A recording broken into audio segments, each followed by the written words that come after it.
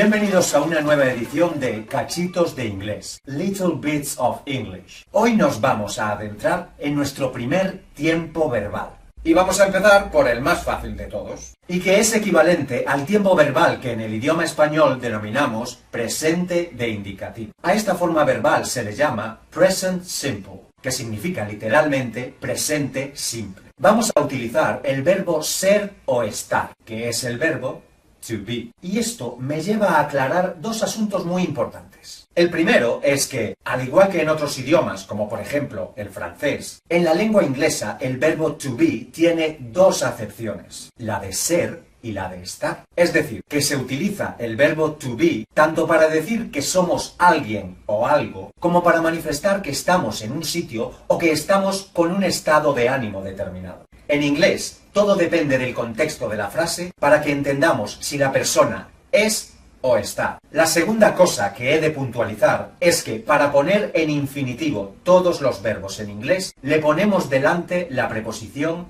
to. To engloba varias preposiciones que conocemos también en castellano. Y según el contexto puede significar a, hacia, por, para, de, en, hasta, con y qué. ¡Jo! ¡Qué agobio!, ¿no? Pues sí, porque esto, así dicho, puede sonar un poco chocante, pero se va entendiendo mejor conforme se aprende más de este idioma. Pero de momento, lo importante es que te quedes con que cada vez que enumeremos un verbo en infinitivo, le pondremos delante el to. Ejemplos: to be, que como ya he dicho es el verbo ser o estar; to go, que es el verbo ir; to have, que es el verbo tener o poseer. Pero vayamos al tema principal. Hoy vamos a conjugar en present simple el verbo to be. Pero a ello le vamos a añadir cómo podemos contraerlas para decirlas de una manera más sencilla y rápida a la hora de escribirlas, leerlas y hablarlas. Vamos primero con la forma afirmativa. I am, que significa yo soy o yo estoy,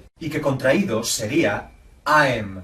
Ejemplos: I am a teacher. Yo soy un profesor. Y contraído sería I'm a teacher. Esto ha sido para el verbo ser, pero un ejemplo con el verbo estar sería I am here, que significa yo estoy aquí. Y que contraído se diría I'm here. Bien, vayamos con la segunda persona del singular. You are, que significa tú eres o tú estás. Y que contraído se diría you're. Simplemente quitando la A de are y sustituyéndola por una coma y juntándolo todo. Ejemplo: you are a pupil, que significa tú eres un alumno. Y que contraído lo diríamos you're a pupil. Y luego con la acepción del verbo estar podríamos decir, por ejemplo, you are there, que significa tú estás ahí.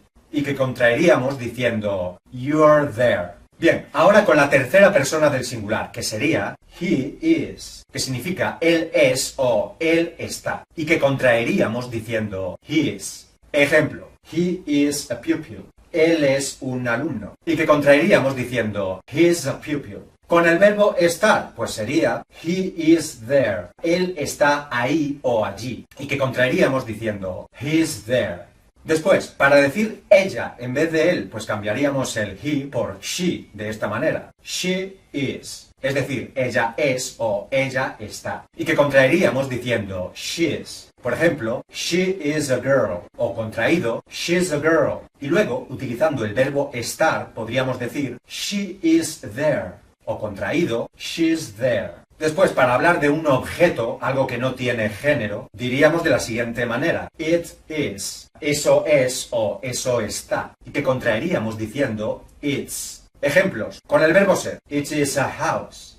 Es una casa. Y que podríamos contraer como it's a house. Para utilizar con el verbo estar, pues podríamos decir, por ejemplo, it is there, que significa está ahí o allí. Y que podríamos contraer it's there. Bien, vamos ahora con la primera persona del plural. We are. Nosotros somos o estamos. Y que podríamos contraer como we're. Ejemplo con el verbo ser. We are teachers. Nosotros somos profesores. ¿Cómo lo diríamos contraído? We're teachers. Bien, y ahora con el verbo estar. Ejemplo, we are here. Nosotros estamos aquí. Y que contraeríamos diciendo we're here. Segunda persona del plural. Ejemplo, you are. Vosotros sois o estáis. ¿Cómo lo contraemos? Pues igual que con la segunda persona del singular, el to. Es decir, you're. Ejemplos. Con el verbo ser, you are pupils. Vosotros sois alumnos. Y lo contraeríamos diciendo, your pupils. Y ahora con el verbo estar. Ejemplo.